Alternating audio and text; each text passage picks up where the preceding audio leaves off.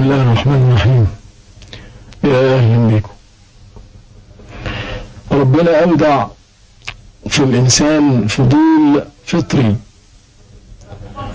وشوق إلى معرفة المستور والمخبوء من أسرار الكون ومن أسرار النفس، محاولة للإجابة على السؤال الأزلي: أنا جيت منين ورايح فين؟ كنت إيه قبل ما اتولدت؟ وهكون إيه بعد ما أموت؟ وإيه القوى اللي بتحكم كل ما يجري في الكون؟ ومين اللي خلق ده كله؟ وإزاي استرضيه؟ أسئلة تلح دائما بشكل فطري على عقل الإنسان. والتاريخ كله كان هو هذه الأسئلة كما بدأت تلح على الإنسان البدائي من أول مبدأ البشرية إلى الآن. والمراحل اللي عدى فيها الإنسان بدءا بالأساطير والخرافة والإيمان بالجن والشعوذة والعفاريت ومحاولة استرضاء الأرواح، إلى مرحلة الاستنارة، وإزاي ربنا أنزل الكتب وأرسل الأنبياء للإجابة على هذه الأسئلة، أسئلة خلق الإنسان ومصيره ومين اللي خلقه وإيه آخرته، إلى آخر مرحلة اللي احنا عايشين فيها دلوقتي، اللي هي المرحلة العلمانية اللي بنشوف فيها الإنسان الأمريكي والإنسان الأوروبي طرح ورا ظهره بقى كل حكاية الأديان، وقال لك لا، الحل الوحيد إن أنا أشغل عقلي وأحاول أعرف بتفكيري وأجاوب على الأسئلة بالميكروسكوب والتلسكوب والكمبيوتر، وهو ده اللي هيوصلني. إنما العقائد القديمة دي أنا ماليش دعوة بيها. كل دي مراحل مر عليها الإنسان من الماضي البعيد لغاية دلوقتي، واللي احنا هنشوفه النهاردة هي المرحلة البدائية الأولى، مرحلة الأساطير والشعوذات والأفكار والأوهام الأولى. ونشوف الفيلم ونفكر مع بعض.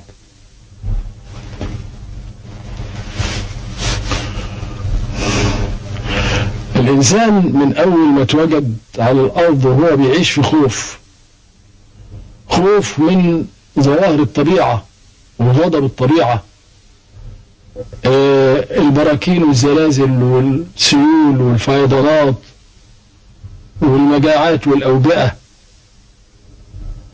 عايش في خوف وعايش في وهم. مين اللي ورا ده كله؟ وإزاي أنا أسترضي الطبيعة؟ فهو بيتصور إن في حاجة اسمها آلهة الأمطار وآلهة البراكين وآلهة الرياح، فلازم يسترضي الحاجات دي كلها، فبيحاول يسترضيها بالشعوذات والتعاويذ، ويعالج الأمراض بالتعاويذ وأيضا باسترضاء الأرواح الشريرة. الحيوانات في نظر البدائي كلها كانت مسكونة بأرواح أجداده، وعشان كده هو فيه علاقة مستمرة بينه وبين الحيوان، باعتبار ان الحيوان ده هو النسخة الجديدة من جده اللي مات من زمان. ففي لغة سرية بينه وبين الحيوانات، جميع الحيوانات.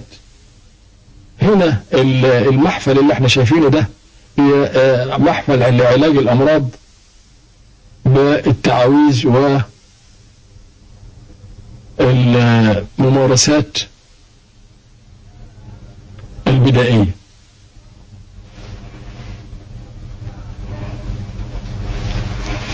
زي حكاية الزار، الراجل هنا بيعالج المريض، بيقرأ عليه تمائم وكلها باختصار محاولة استرضاء الأرواح الشريرة. والإنسان هنا بيحاول يعمل الساحر ده اللي بيسموه الراجل اللي بينزل المطر، لما يبقى فيه السحب تتجمع بالشكل ده يبتدوا الناس البدائيين يقروا تعويذات علشان السحابة تمطر.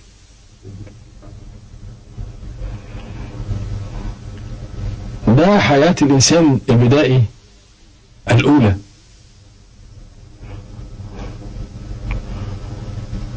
كان زي ما حكينا في لغة بين هذا الإنسان وبين الحيوانات، لغة سرية. الراجل البدائي ده في أستراليا بينادي على النحل، بيقول له تعالى أنا هدوقك المادة السكرية الجميلة اللي في لحاء الشجرة بتاعتي.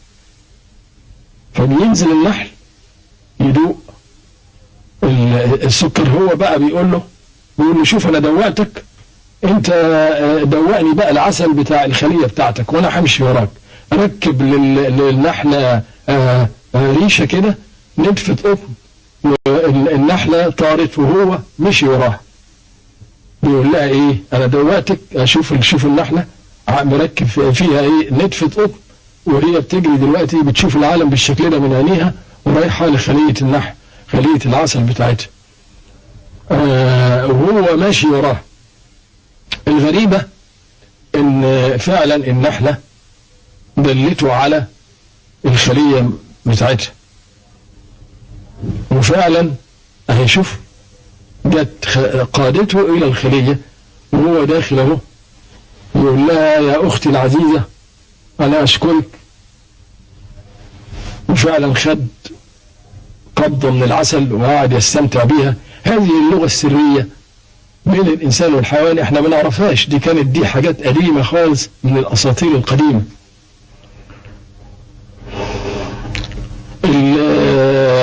الفلاحين زمان اللي في حقول الأرز كانوا دايما يقدموا قرابين زي اللي احنا شايفينها دي، قرابين للأرواح علشان تجود المحاصيل. ولما يطلع الأرز يعملوا احتفالية زي اللي احنا شايفينها دي ويقدموا قرابين للأرواح شكرا على جودة المحاصيل، وينصروا العطر في الحقل. في بتوع الشعير بقى اللي بيزرعوا الشعير كانوا بيعملوا عروسة زي اللي احنا شايفينها دي ويحطوها عشان تطرد الأرواح الشريرة دي بقى عروسة الشعير دي. وكانوا بيعتقدوا ان الديك ده هو عنتر اللي بيطرد الشياطين، وبيعتقدوا ان الديك ده لما يبدأ الفجر جميع الشياطين بتهرب، بينما الكلاب كانت في نظرهم كائنات سفلية.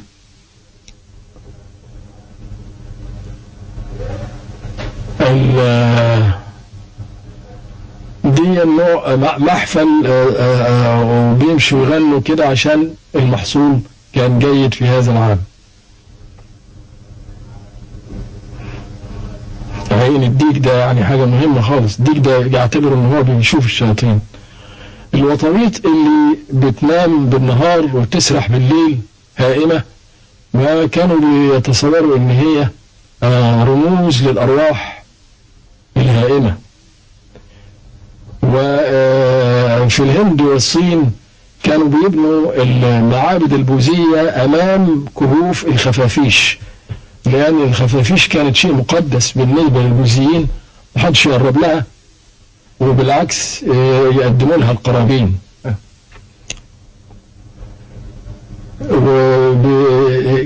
وكانت عندهم رمز لمراحل التناسخ القديمة اللي بيمر بيها الإنسان. شوفوا سايبينها تلعب زي ما هي، عندهم الخفاش ده شيء مهم، رمز للحياة المديدة السعيدة.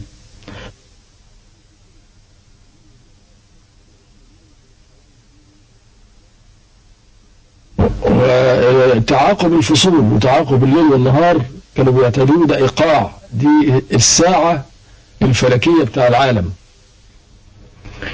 عيون الخفافيش المضيئة كما الفئران كانت بينظروا لها في رهبة وفي تقديس، والهندوس بالذات كانوا بينظروا للفئران نظرة تقديس، وفي المعابد بتاعتهم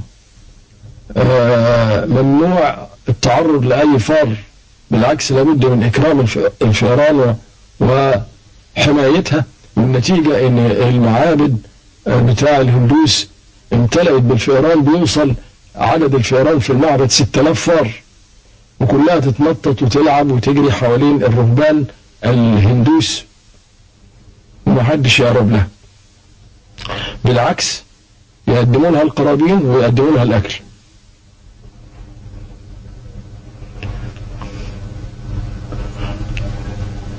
كما لو كان هذه الفئران هي من نفس العيلة بتاعتهم لكنها أولادهم، ويجي الزوار لازم يقدموا طعام للفئران. شوف الفئران بتلعب ازاي، حاجة آخر سعادة. 6000 فار، يعني أكنها في بيتها.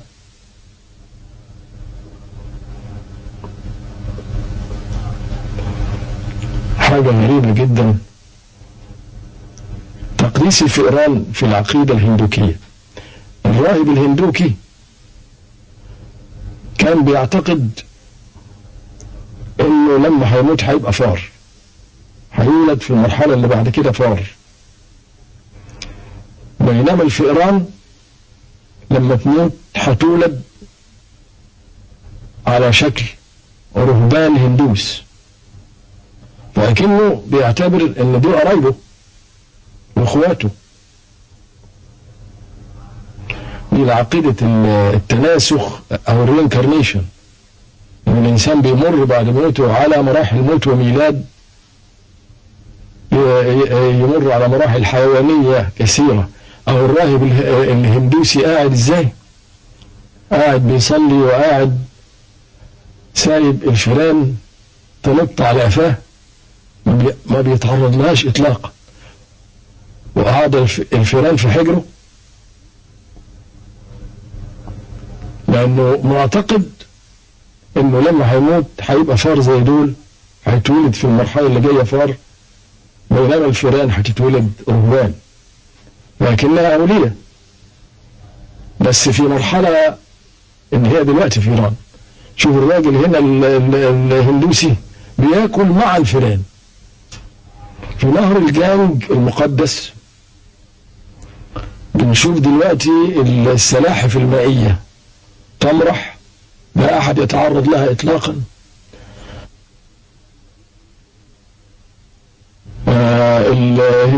الهندوس لازم يستحموا في نهر الجانج، بتعتبر ده شعيرة دينية عندهم. هم بيسيبوا بقى السلاحف المائية دي، وهذه السلاحف تعيش على فضلات الموتى اللي يلقى رمادهم بعد أن يحرقوا. عندهم الميت لما يموت يحرقوه وبعدين يرموا الرماد بتاعه في نهر الجانج المقدس، فهي بتعيش على رماد الموتى وعلى وعلى الفضلات اللي بتتبقى من الموتى اللي بيرموها في البحر في نهر الجانج المقدس. البقرة اللي يا بخت عندهم يقول لك يا بخت اللي يموت ويتولد بقرة، لأن البقرة دي مقدسة، بيقدموا لها كحك وغرائبة وحاجة غريبة، ويلبسوها ورد، وبينظروا للبقرة على إنها كائن لطيف، هو رمز للوداعة ورمز للخصوبة، ومحظور التعرض لأي بقرة ممكن تنزل غيط برسيم تاكل على كيفها، ما حدش يتعرض لها. تروح السوق تاكل فول حراتي وتاكل خس زي ما تحب تاكل فواكه، تنزل السوق تاكل من الحتة اللي تعجبها، محدش يتعرض للبقرة أبدا. البقرة شيء مقدس. شوف البقرة ازاي مد جوزها وتاخد ايه، دي خدت كرومبة دي ولا خاصة، محدش يقرب لها ومحدش ما فول حريتي تاكل منه شوية فول، هي حرة. ده لفت ده ولا بصل مش عارف. مفيش حد يتعرض للبقرة ولا العكس يطبطب عليها. شوف مفيش عز، ده عز ده. عشان كده اللي في نظرهم ده اللي بيتولد واللي يموت ويتولد بقرة ده يعني حاجة نعمة كبيرة خالص.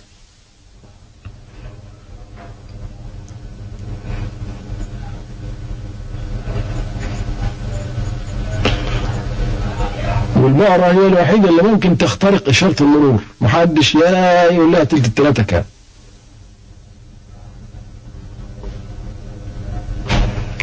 يبدو ان البقر يعني عارف الحكاية دي وسعيد بيها جدا.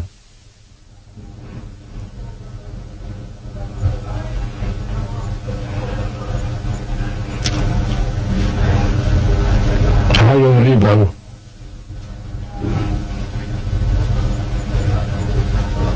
الراجل بقى عجيب، دي طائفة من الهندوس من تعتقد ان الرسالة بتاعتها حماية الحشرات، الصراصير والخنافس والحاجات دي. يعني بتشوف ان اللي يدوس على صرصار ده بيرتكب جريمة فظيعة جدا.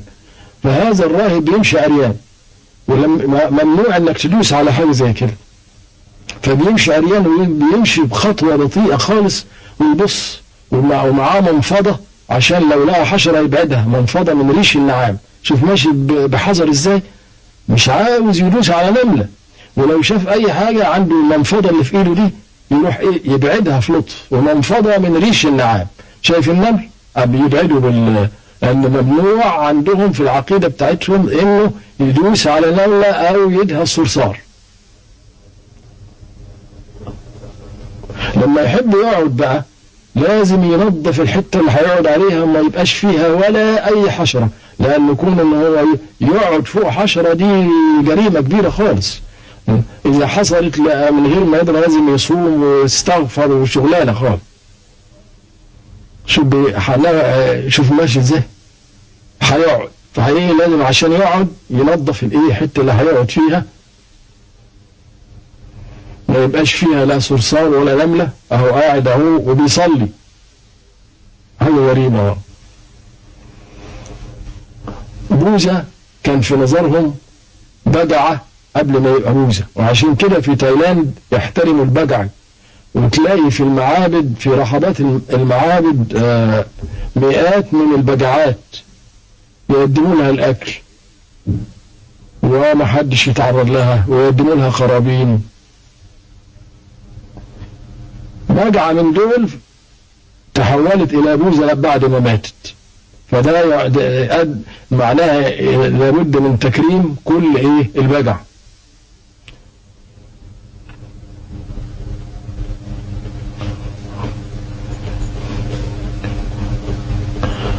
ولكن احنا نفهم ان الحيوانات كلها بينظر اليها في تقديس لانها مراحل، يعني هي مراحل في دورات الحياة بتاع الانسان.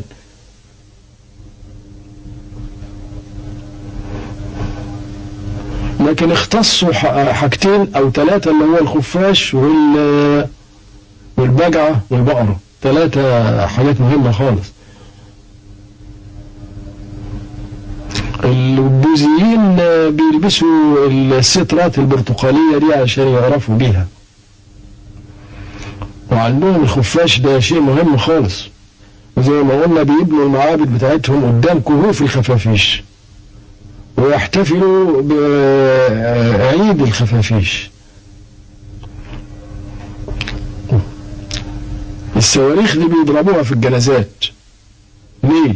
لأن بتعتبر رمز لانطلاق الأرواح بعد الموت، انطلاقها حرة، فدايما في الجنازات يعملوا الصواريخ دي.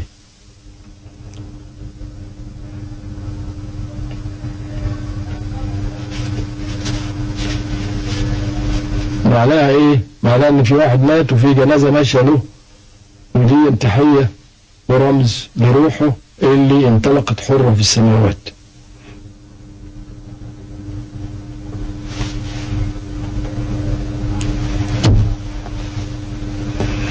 السمك ده رمز للمعرفة والحكمة، وعشان كده هم في البحيرة يقعد الرهبان على شاطئ البحيرة ويأكلوا السمك من أكل فاخر.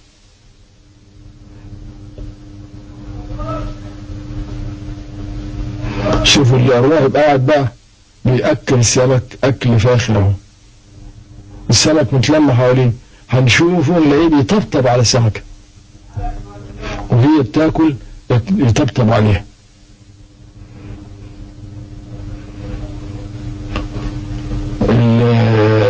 هم اعتقادهم ان الحيوانات دي كلها هي افراد في الاسرة الانسانية، بس هي في المرحلة دي حيوان، بعد ما تموت هتبقى انسان. حاجات دي اللي بيسموها التناسخ او التقمص او الرينكارنيشن. البوذية والهندوسية فيها العقائد التناسخ دي، بيأكلوا السمك.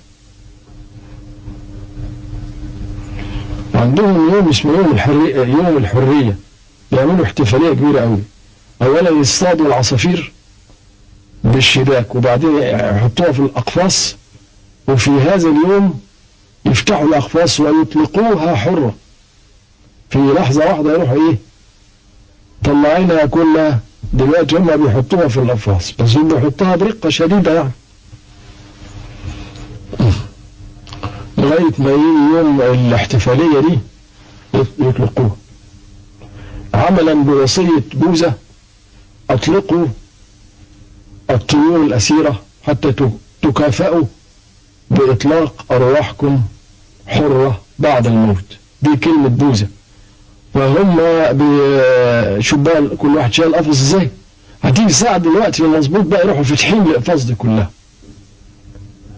أطلقوا الطيور الأسيرة حتى تكافئوا بإطلاق أرواحكم بعد الموت.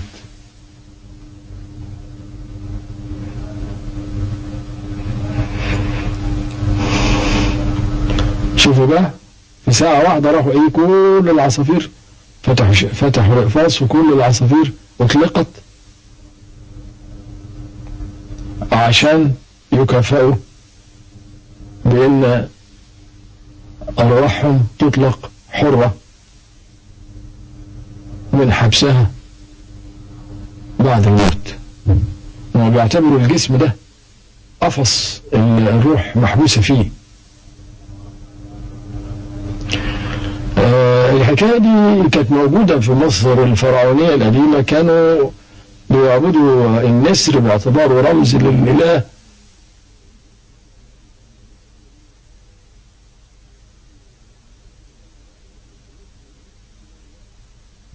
النسر كان رمز للإله حورس، وكان يعبد، واللي يقتل النسر كان يعدم. وحتى التماثيل الإله حورس كلها راس النسر كده.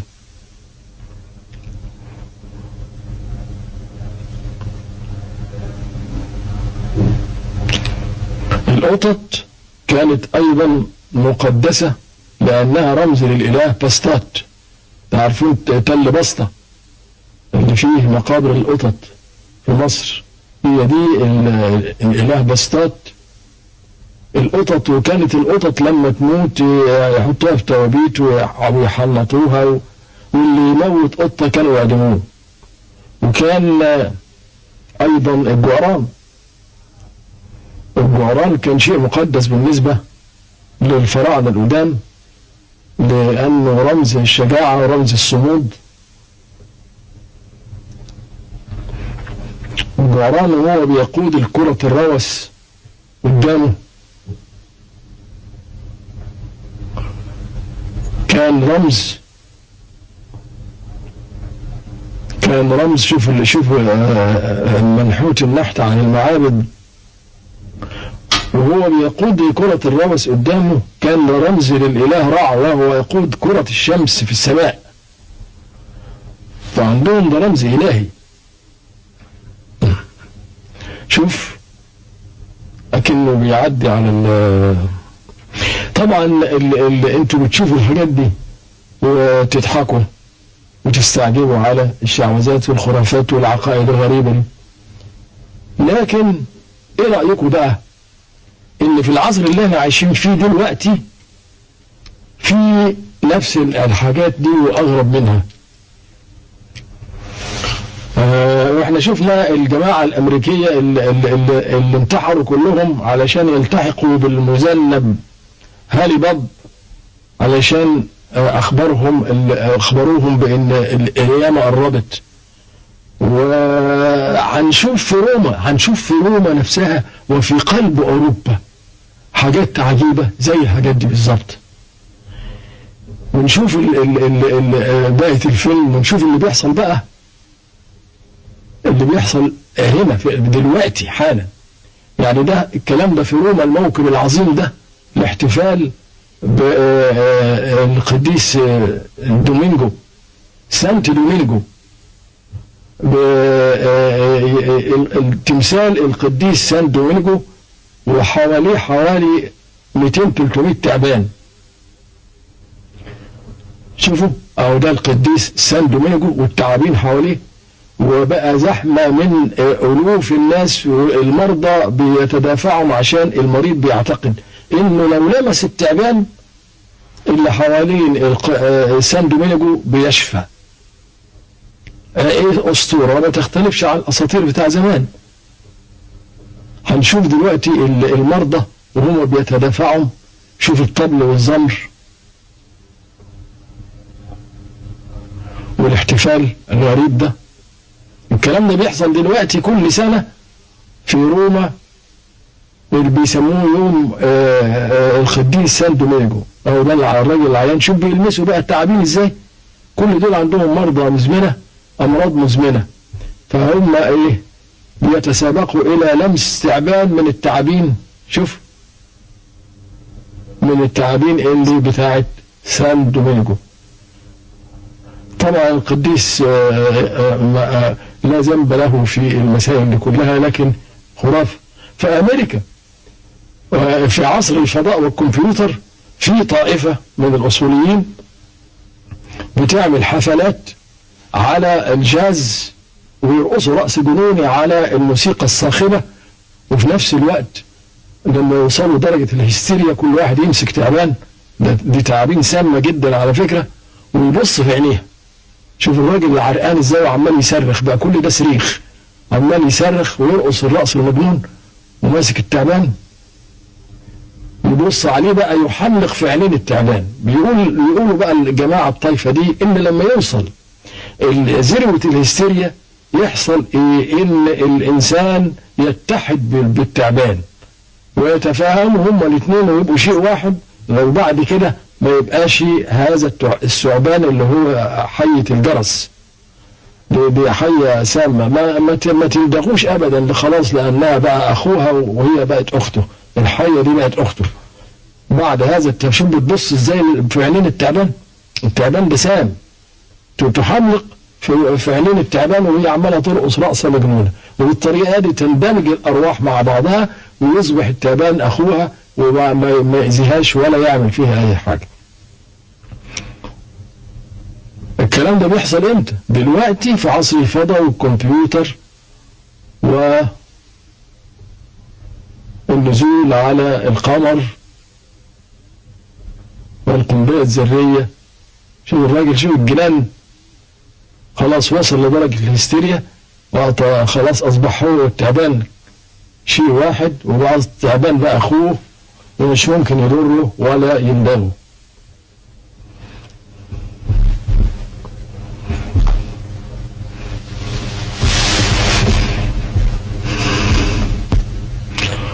في الواقع يا اخواني ربنا ما خلقش الانسان واهمله، ده غير صحيح. ده من ايام المبدأ الاول لما جه ادم وعلم آدم الأسماء كلها، ربنا علمه الأسماء، وفي نفس الوقت عن طريق الوحي علمه كل حاجة، والإنسان عرف مين خلقه وإيه مسؤولياته وإيه شريعة ربنا في الأرض وإيه آخرته، إزاي هيعاقب ازاي هيكافئ على اعماله.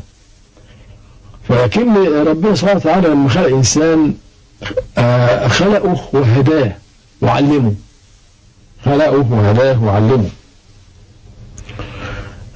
وبعد كده كان كل ما الأديان تنسى أو تحرف ربنا ينزل الأديان دين آخر ونبي آخر، أرتال من الأنبياء ورا بعضها عبر التاريخ كله عشان تذكر الناس مرة تانية وثالثة ورابعة بالحكاية، وإن في النهاية في خالق واحد هو اللي خلق ده كله، وإنه هيحاسب، وإنه هيكافئ الأخيار وسيعاقب الأشرار.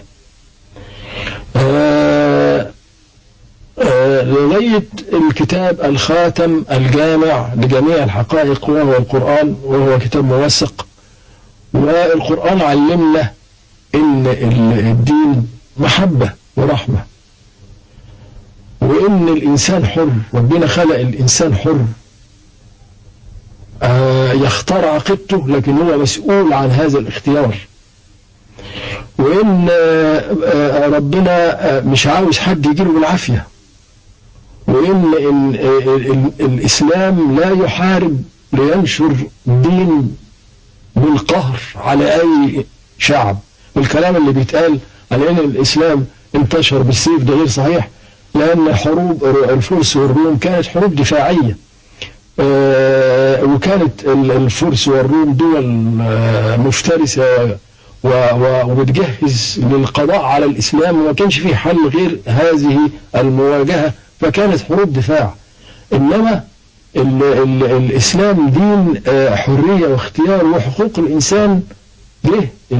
جت في الإسلام قبل ما نعرفها ب 1400 سنة، جت في القرآن إن الإنسان حر، ومن شاء فليؤمن ومن شاء فليكفر، لكم دينكم ولي دين.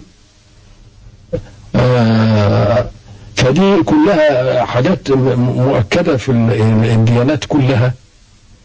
وعشان كده الكلام اللي بيتقال ان هي الاسلام ديانة عنف وانه ارهاب وانه كل ده عبارة عن تشويه اعلامي.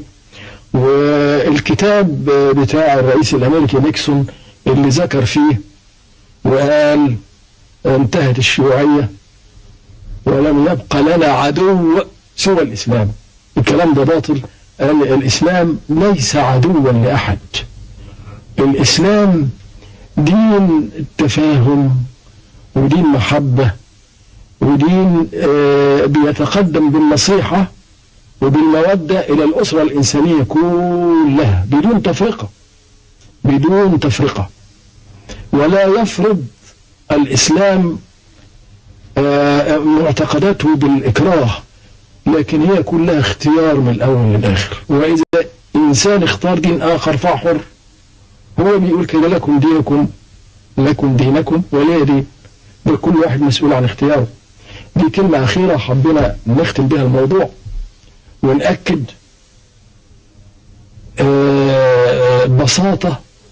البساطة والمحبة والمودة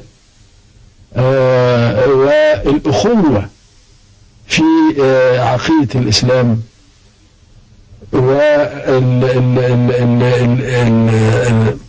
والطرح العام لكل البشر بأن كل البشر أحرار، وأن الدين هو محبة وهو رحمة للجميع، وكل واحد حر في اختيار دينه. وربنا يهدي الكل، وإلى حلقة قادمة إن شاء الله، والسلام عليكم ورحمة الله.